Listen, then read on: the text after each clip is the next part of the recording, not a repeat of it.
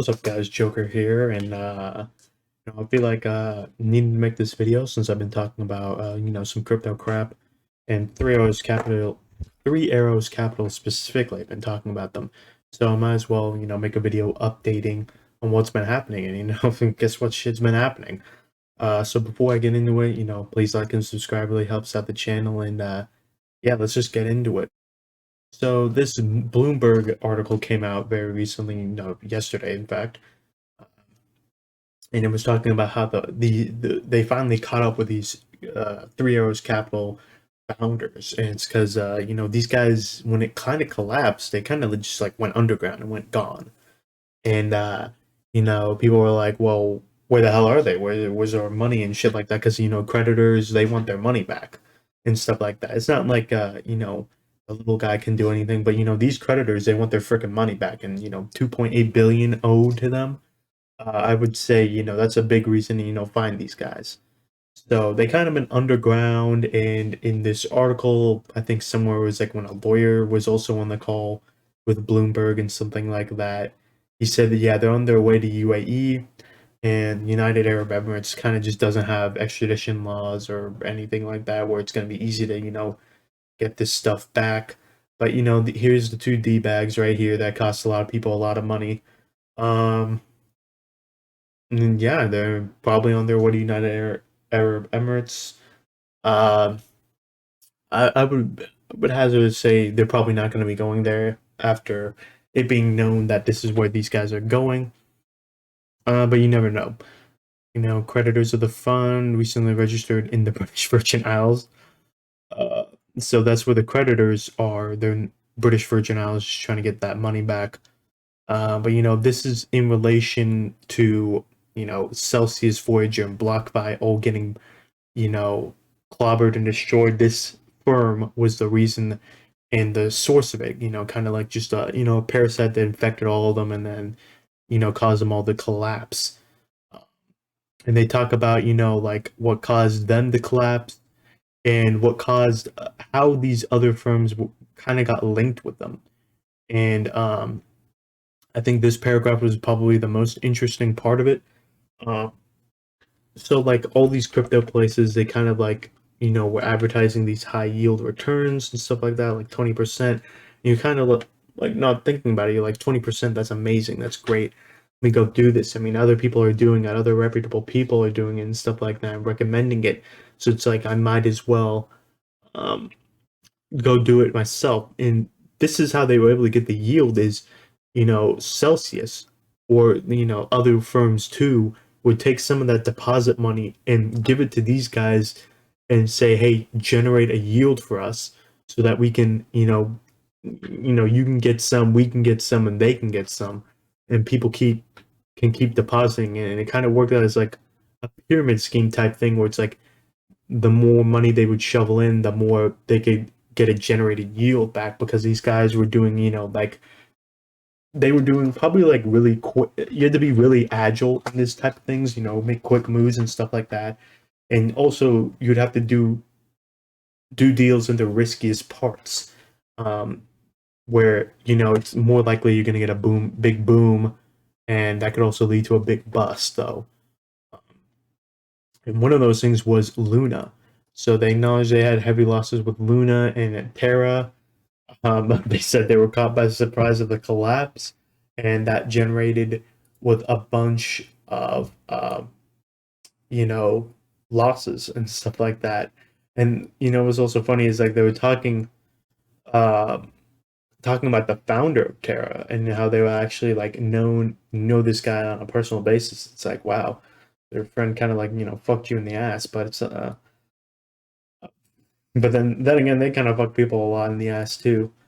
Um, but I find it very interesting this article. It goes into detail of how like crazy like entangled crypto is. There was something similar last year where there was this small family office that did trading, and they were the reason why Discovery and Paramount, Viacom CBS back then, rose up a lot And when they went bust and it found out they were doing some shady things, like the people that were tied with them, like Deutsche Bank and some other big banks and stuff like that, they got screwed too, as that firm went to zero, and then those stocks like fell like below the ground and got like hammered after that too. So it's just like kind of crazy how like in the background in trading and stuff like that, there's just like these weird things where like something small can just drag down a bunch of things. And crypto, it seemed like it's dragging down more, but that's just because crypto is more volatile, it's more risky, it's newer too, so and these companies are all based in it. I mean, so it's like they don't really have anything to fall back on. If their crypto is zero, then they're basically zero. But something I was reading in this is the Grayscale Bitcoin Trust. This is like the only type of like ETF thing you can buy on like any of those trading apps that's kind of like linked to Bitcoin. It's not exactly peg what 1-to-1 to Bitcoin. It's actually kind of like been at a discount for some time, but like now that Bitcoin's kind of crashed, it's also like, why would you buy it? I would rather just own. It's like it was a thing to where like boomers could use. Like they're not gonna go get crypto physically. They're gonna do this thing that kind of like you would have it kind of like the gold ETFs, but you're not physically owning the gold and stuff like that. Um, Another bullish trade came back to bite was Grayscale Bitcoin Trust. The close-ended fund allows people. Okay, yeah. So basically, just what I said. For a while, Grayscale was only few regulated U.S. regulated crypto products, so it had a market to itself. It basically is like the only thing. There's no crypto ETF, even though there probably should be.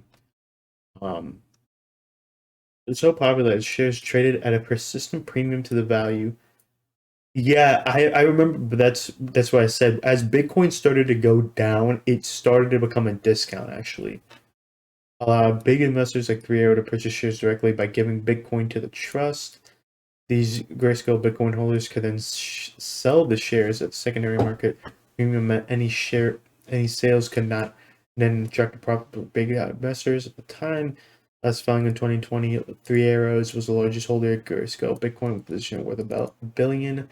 The strategy had a snag though. The shares bought directly from Grayscale were locked up for 6 months at a time, and starting in early 2021, the restriction became a problem. Grayscale's price slipped from a premium into a discount. Yeah, see, this is what I was talking about. And worth less than the Bitcoin backing it, as it faced stiffer competition from similar products. As the months went on, the discount got wider and wider, and then the so-called Grayscale arbitrage trade no longer worked, especially hurting investors. So that's what I was talking. It was even before this crypto crash. I knew I wasn't crazy for thinking that. It became a discount in last year. Yeah, so like they were basically giving their money away for free and not getting it back. It was kind of like state income tax. I mean, not state income tax, just taxes in general. Like the government takes your withholding and then they give it back to you, but at least they give it back at the full amount that was taken away. I mean, sure, inflation kind of messes with it, so it's like you're not getting the full value back.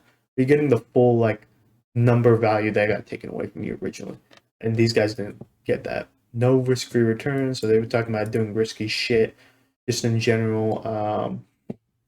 I mean, like this is what happens. I mean, like it's what I was talking about earlier. I mean, the greater the risk, the greater the reward. And these guys, like, they went all the way to the edge and fell off it. I mean, that's just basically what happened. And now they got money apparently, and they're just in hiding somewhere. So, I mean, that's how it goes. I mean, sometimes, uh, you know, talking about that. I mean, stuff like that. It's like I think it's like a lesson to where people got to look at this, and like I've said in previous videos before, it's like you got to manage your risk better, and you got to make sure that you're not betting the house on this stuff. I mean, otherwise it's gonna just blow up in your face, and then you lost the house. I mean, I'm sorry, my nose has just been itching so bad. I don't know why. Um, but anyway, I mean, that's the video. I mean, probably gonna be the last of this until these guys are like, probably there's gonna be an article where it's like these guys are found and arrested, or the creditors got their money back. I mean, that's basically what's going to be next. I'll keep you guys updated, just because it's like kind of funny. Kind of funny and sad at the same time. I feel bad for the people who lost a lot of money in this. I've lost money in crypto too. I mean, of course, and I don't even have that big of an allocation towards it. It's just, I've lost money in it, but I didn't bet the house on it. But that's the video, guys. Like and subscribe really helps out the channel, and yeah, take care.